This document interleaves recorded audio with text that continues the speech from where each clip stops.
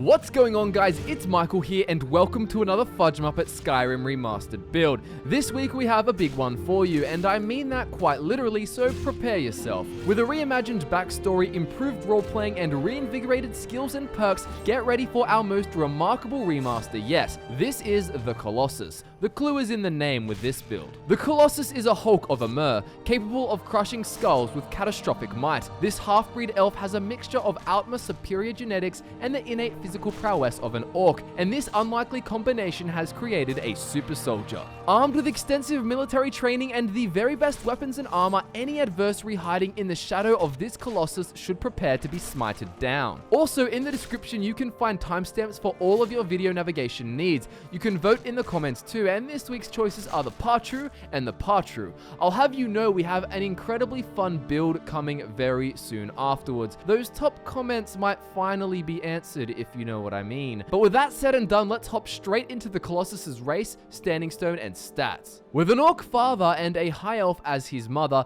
the build takes its genetics from mum, so the Colossus is going to be a high elf. This means he can call on his highborn ability to regenerate magicka faster for 60 seconds once per day. He'll also have a passive increase to magicka of 50 points. He'll also have a natural boost of +5 to enchanting, which will help you out a bit at the start. The warrior stone is the standing stone of choice in the early game, as it grants you a 20% increase to combat skill leveling. Once leveling is out of the way though, the Atronach stone is a must-have. The Colossus's heavy armor keeps him protected from physical damage, so the Atronach stone does a great job of protecting him from mages with the 50% spell absorption. As you'll find out soon in the backstory, the Colossus has an even more personal reason to want to defend against mages. His stat spread will be 70% health to keep his tankiness intact while he takes on large numbers of enemies, and 30% stamina to keep him dishing out dual power attacks and sprinting after any fools who try to flee. The Colossus was born in a small rural town nestled somewhere in the Somerset Isles. His mother had been the daughter of a farmer who had grown tiresome with her work. One day an orc rode into town on horseback looking to sell his wares. Despite his gruff appearance, his high elf mother fell in love with the orc and begged him to take her with him. And so he did, and they returned to the orc's farm to raise a family. In the local towns, the Colossus and his mother were viewed with disapproval and disdain among the almost entirely Outma populace. Foreign races were still discriminated against in the Somerset Isles, even if it was beneath the surface of a polite facade, but half-breeds were looked at even more scornfully. The people judged his mother like she had betrayed their kind. He didn't receive many traits from his orcish father,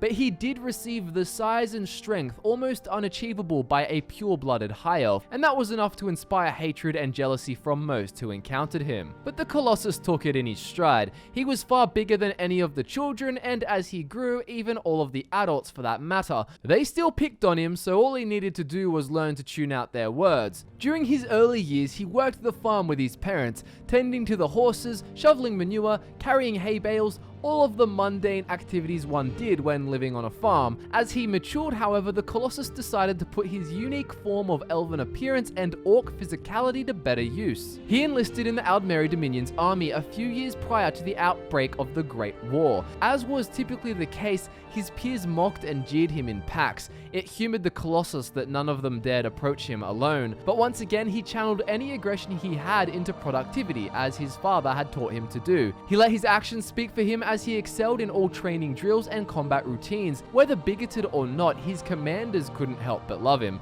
He was a general's dream. When the day came for deployment into real service, the Colossus was being taken to the front lines of the most important conflict of the war. Upon arriving, he took his place within sight of the marvelous Imperial City. He gazed up at the massive white gold tower, and he knew he would be standing at the foot of it when the battle was over. The next morning, the Colossus awoke to the sound of horns. The battle was commencing. He emerged from his briefing stunned. There would be no siege. The Imperial Legion was coming to them. The Aldmeri forces were victorious, and the Colossus left the field covered head to toe in Imperial blood. Not a drop of it was his own. Then they sieged the city. Behind the leading generals and Lord Narafin himself, the Colossus went into the city, fighting his way through. He didn't stop marching until he stood directly under the glorious white gold tower, with his forces taking control of the city. As time passed, the Colossus took to the battlefield again. began in the Battle of the Red Ring. The city was surrounded by the Imperial Legion, and the Colossus was sent to battle. The conflict took place on a cold winter's morning, and his heavy steel armor provided all the warmth he needed, thankfully. He had relished the opportunity to dress in full armor. The familiar sound of horns rang out then, and the battle was underway. This was only his second conflict, but as the horns sang, he knew what was coming. He waited for the sounds of screams as the front lines clashed. The Colossus eyed a weak spot in the enemy line and charged. He pushed an Aldmeri soldier aside and slammed his warhammer into the first man he reached. The Nord target was tall, but still couldn't match his size, and he tried frivolously to raise his shield, but nothing any mortal could hold was going to stop the head of his hammer from hitting its mark.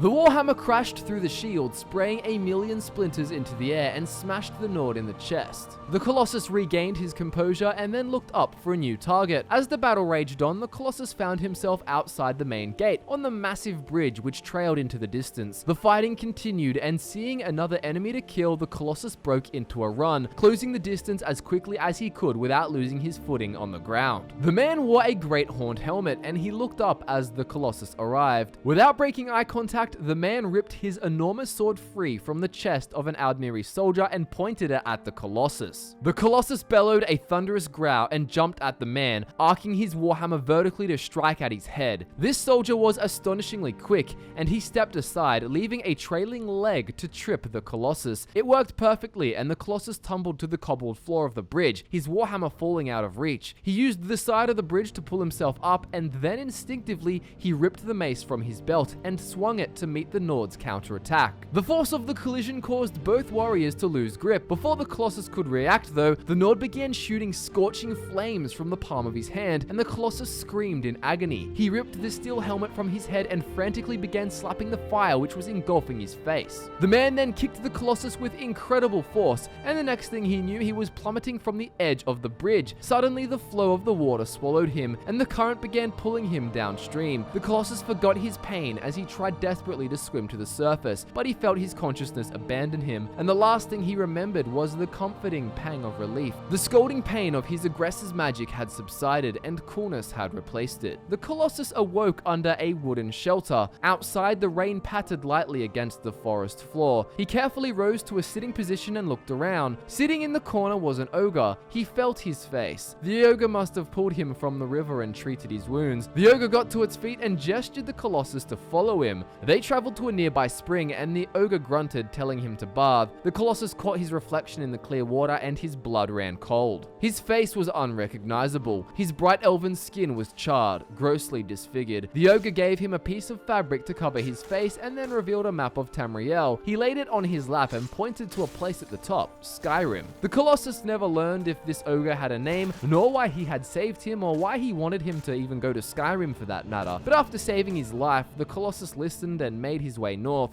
It was very strange that an ogre had helped him, and perhaps a larger influence was at play here. He was caught on the border and taken to Helgen. After escaping Helgen, the Colossus will first look for a change of clothing, preferably armor with a helmet he can use to hide his face, but then he will return to doing what he does best. Since being bested by the battle mage, the Colossus is itching to prove his mettle. He will work tirelessly to hone his strength and combat skills, and he'll seek out challenges wherever he goes. He wants to prove himself that despite his failure, which he is reminded of every time he sees his own reflection, he can be the greatest warrior Skyrim has ever seen. So after seeing the dragon atop Helgen's tower, his fascination and disbelief was immediately trumped by a desire to slay it. If it is powerful enough to inspire fear in every other man, it is the perfect trial for this half-breed battler. This isn't going to be limited to dragons, of course. He'll tackle everything in the land with the same mindset. An ancient clan of vampires is terrorizing the province? Sounds like a task fit for the Colossus. Kill an ancient dragon priest with access to infinite hidden knowledge. Sign the Colossus up. The Colossus is driven and highly competent, so divines help whoever gets in his way. As for factions, the role-playing makes this pretty clear.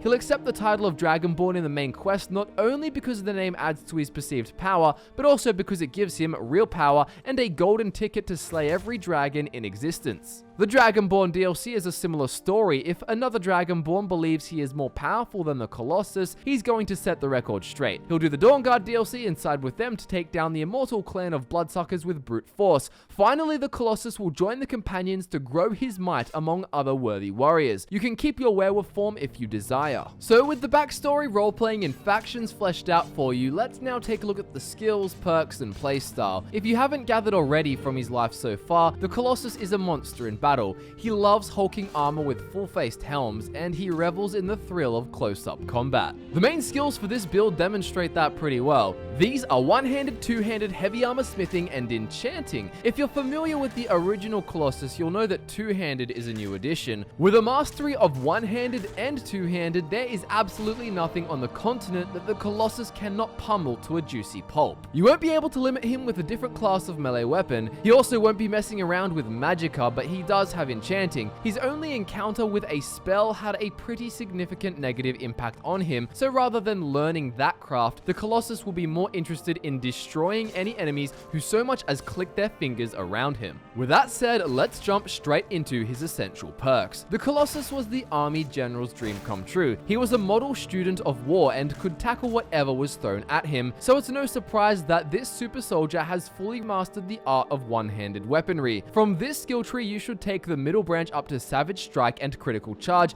and then all ranks of both perks in the far right branch. When using one-handed weapons, the Colossus has no intention of using his left hand to block. This guy crushes skulls, he doesn't parry. Therefore, Dual Flurry and Dual Savagery are absolute must-haves. With Dual Flurry, dual-wielding attacks will be 35% faster, and with Dual Savagery, they'll be 50% more powerful. In a similar vein to one-handed, the Colossus' skill in arms extends to larger melee weapons too. In fact, as someone who likes displays of raw strength and brutish force, two-handed weapons fit him pretty perfectly. From this skill tree, we suggest taking everything in the middle branch up to Sweep. With Champion Stance, power attacks with two-handed weapons will cost 25% less stamina. This helps immensely with allowing the Colossus to continually execute devastatingly destructive blows until his heart's content. Secondly, the Sweep perk has an effect that is reminiscent of his short-lived time in the Grand Scale conflict, where countless opponents lined up in formation, waiting for him to destroy them all in one fell swoop. Sweep allows the Colossus to hit all targets in front of him when performing sideways power attacks. The Colossus has always felt comfortable in heavy armor. As a half-blood, he outgrew all the other high elves, so being much larger and formidable than everyone else was what he was used to. What better reason to put on gigantic plated armor? From this skill tree, take everything except for matching set and reflect blows. With conditioning, heavy armor is weightless and won't slow you down, meaning that smooth battlefield navigation is on the menu. And with Tower of Strength, even the ballsiest of foes won't be able to get you off your feet. You'll have 50% less stagger when wearing only heavy armor. The Colossus is a military man with the discipline and self-control to match. He learned everything the Aldmeri Dominion's army taught, and that means he became proficient in maintaining his own weapons and armor. From the smithing skill tree, we recommend taking Arcane Blacksmith, and then the right branch all the way up to and including Dragon Smithing. With Dragon Smithing, the Colossus will put his troves of dragon bone to good use. He gets enough satisfaction simply from killing dragons, but with this perk, he can make the perfect gear for his perilous challenges. Finally, we have Enchanting. The Colossus's biggest selling point is that he uses great weapons and the most resilient armor to absolutely crush every beast he finds. Well, there's no better way to make his gear the very best than to pack each item full of useful enchantments. From this skill tree, you'll want to go for the entire middle branch. Extra Effect is the big one here, as it allows you to double your enchanting potential by putting 2 enchantments on each individual item. So we're really trying to drive home the point here that this guy can pretty much smash the living shit out of everything. I mean, his name is literally the Colossus. It doesn't get much more powerful than that. The playstyle, therefore, is pretty simple. In one word, the playstyle is Crush. Switch between one-handed and two-handed to deliver devastation however you see fit. This build is straightforward, but super fun. As for gear, the Colossus will wear a full set of smithed up Dragonbone armor, but instead of the helmet, he'll wear the fully smithed up Dawnguard full helm,